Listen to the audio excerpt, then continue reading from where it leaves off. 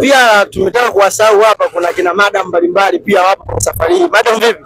Poa. Mzima? Mzima. Kwa majina unaitwa nani? Kwa majina naitwa Janet Richard Nkandi. Madam Janet, unaionaje safari yetu ambayo tunaenda Exim Bank muda huu? Kiukweli safari ya Exim Bank ni nzuri sana kwa sababu tunaenda kujifunza vitu tofauti ambavyo tutakapoenda kukutana navyo kule, kama tulivyoambiwa na mwalimu kwamba tutakutana na vitu tofauti kama seva nini, tutajifunza kila kitu kule. Kwa hiyo ni nzuri sana zaidi, na pia itatusaidia katika maisha yetu hata tutakapomaliza chuo, pia na tutakapoenda mitaani itaweza kutusaidia pia. Wewe madam ni mbobezi katika upande wako? Mimi ni mbobezi katika mambo ya programming. Mambo ya PHP, mambo ya Python, Java. Okay, unashauri nini ambao mdau hapo nyumbani? Wale nyumbani ninawashauri kwamba chagua uje KTM, kwa sababu KTM ni chuo kizuri chenye ubora mzuri zaidi, kwa sababu cha kwanza tunasoma theory kidogo lakini practical kwa wingi. Kama hivi tumepata neema ya kwenda hapo Exim Bank, tuenda kujifunza vitu tofauti. Yani ni kwamba in short kwamba tuna enjoy na practicals, tuna enjoy na vitu vingi sana, tunafundishwa vingi sana ni practical. Okay, nashukuru. Madam vipi? Poa. Fresh uko poa?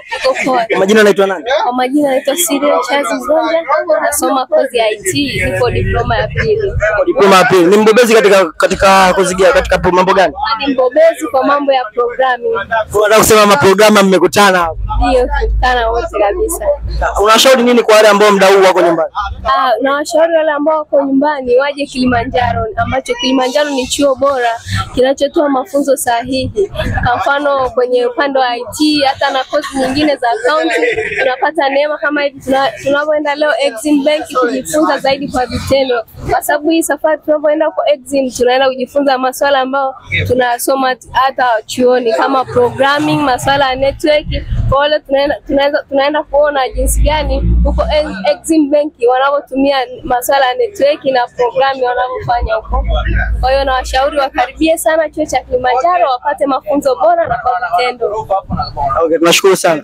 Ukisikiliza wanafunzi wengi ambao muda huu wapo kwenye gari hili wakiwa wanaelekea Exim Bank, wanakuambia Kilimanjaro ni sehemu sahihi zaidi ambapo mwanafunzi utapata kile unachokihitaji. Tunapenda kukukumbusha wewe muhitimu mwenzetu au mwanafunzi mwenzetu, uwe kaka uwe dada, unakaribishwa sana Kilimanjaro Institute of Technology and Management, chuo kilichokuwa Mwenge jijini Dar es Salaam hapa nchini Tanzania.